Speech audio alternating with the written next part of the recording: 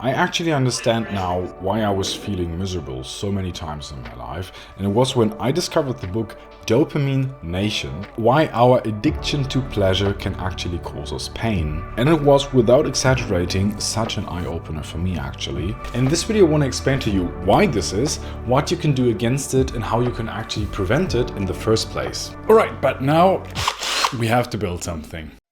Okay, we gotta change the plan. I actually wanted to build it with wood, but I figured it will look kind of shit. So instead I found some old Legos, and these should work as well. 3 hours later. Okay, this here is your brain, and although it looks like a school project of a first grader or so, in all its glory! trust me, this explains the model really well, and it explains really well why we feel miserable despite and because of dopamine. But first of all, what does this button here actually do?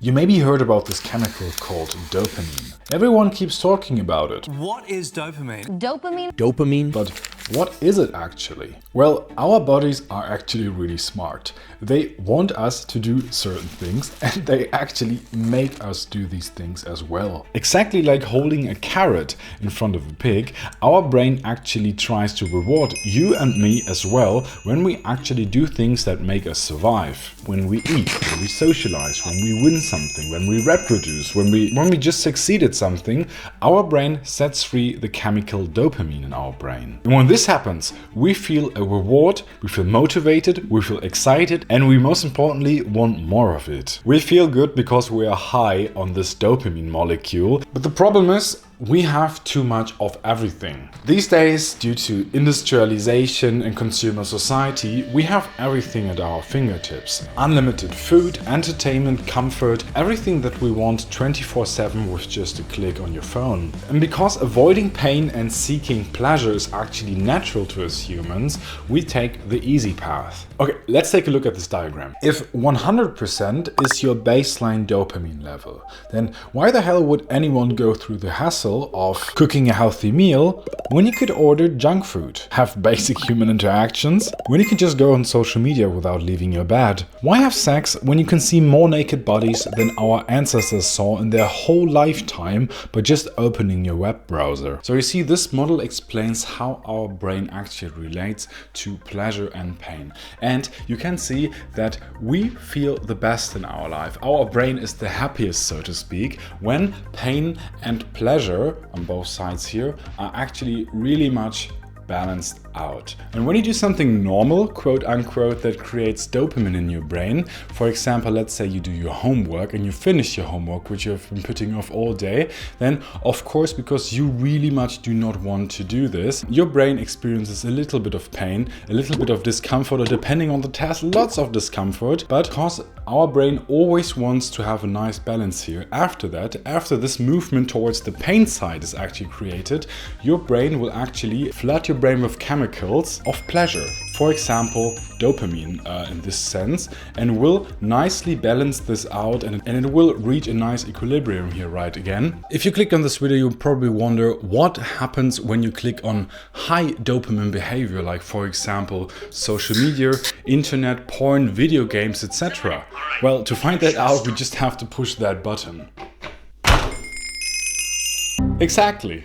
Every time you push the button and engage in something really quick, something artificial that really floods your brain with cheap dopamine like social media, porn, etc., immediately taps into the pleasure side of things, and this thing gets completely out of balance. But if you take one thing from this whole video, then you have to know that this balance in your brain that we all have in our brains will always try to balance itself out. That means if we slam on the pleasure side, but as a consequence, it tries to balance it out again, and the pain side will actually significantly increase after that. The quicker you get the dopamine hit on the pleasure side, and the heavier it actually slams on the pleasure side, the heavier, more long lasting it will actually drop to the pain side, making you feel shit afterwards again. In this context, there is, so to speak, no free lunch. If you don't get that dopamine through any kind of work or hassle or pain that is actually linked to it, then you will get this pain 100% after it. And also you probably feel really bad as well for these 3 reasons here. Number one, you can do it as often as you want, because in reality, there's certain boundaries that actually limit how much dopamine we get. You will only mow the lawn like once or twice a month. You will only catch up with your friends maybe a couple times a week. These things have some sort of a natural limit, but what does actually prevent you and me from hopping on social media or so every 2 seconds on our phone? And the more you actually push and push and push that button repeatedly as often as you can to get some more dopamine, the worse you will actually feel afterwards, because after every dopamine hit, your baseline dopamine will actually sink for a while. When you repeatedly engage in these high dopamine, low value behaviors that are really quick, then your brain actually starts to really quickly crave these things to feel better on a consistent basis. You start to actually rely on this, on internet, on porn, on video games, and feel worse if you don't engage in these things. If I would get $1 for every time I scroll YouTube shorts, then I would be rich by now, but I'm not, and I just waste my time.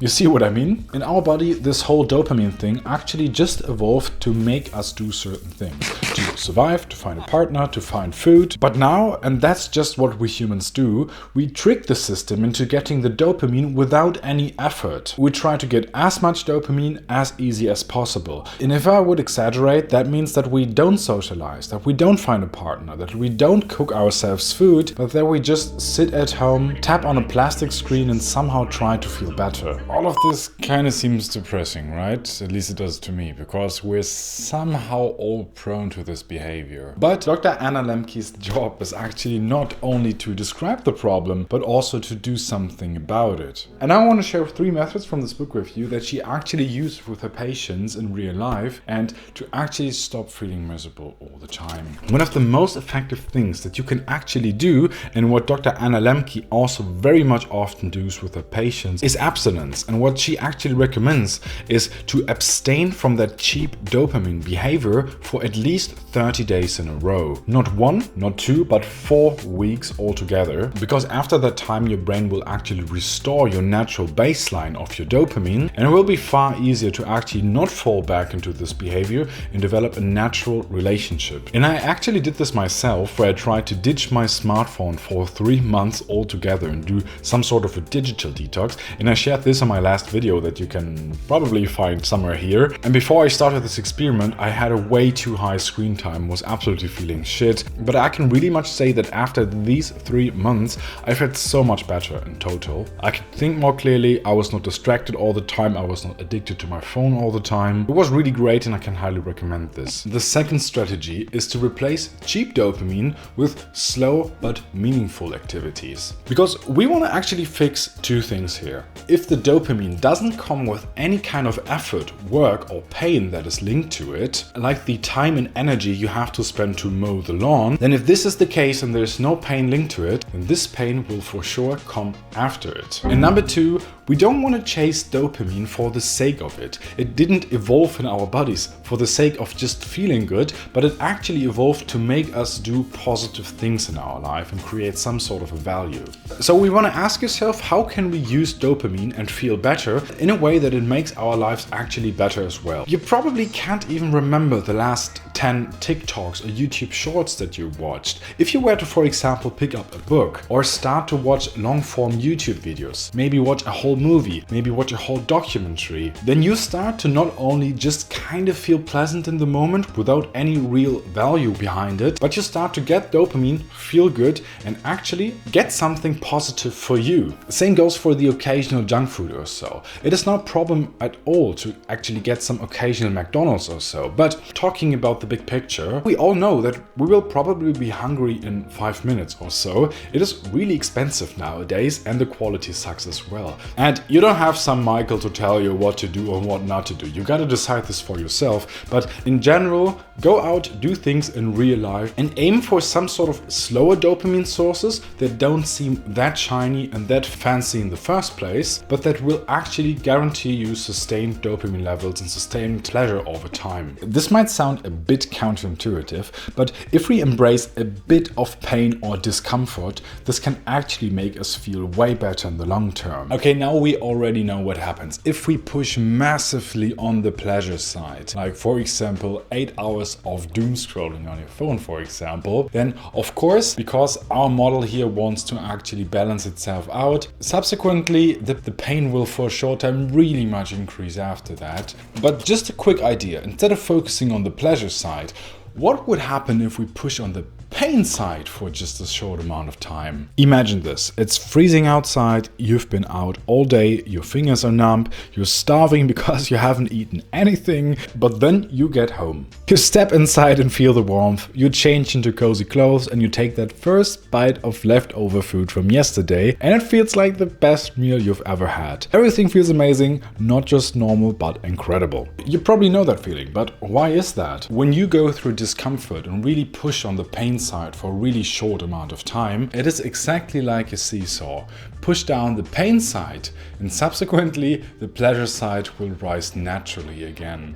And this is exactly the reason why some people do ice baths, why some people fast, why some people do marathons or so. By deliberating leaning a little bit into the pain side, your brain will actually reward you with some sort of a natural high afterwards that actually lasts for a very long time without a crash. None of us can most likely completely avoid the temptations of cheap dopamine, but the good thing is that we actually don't have to. We rather have to reset our relationship to it. Find out what your sources of cheap dopamine are and that make you feel miserable and that you want to avoid. You have to really understand this and then either try abstinence, slow dopamine, or actually embracing a little bit of pain to regain control, stop feeling miserable and actually feel good again. And my question to you is, and that you can maybe write down in the comments for all the people in the community to help them, is what are your favorite sources of slow dopamine? Click here to see what 3 months of a digital detox actually did to me. And besides that, as always, thank you so much for watching and hopefully see you next time. Bye bye.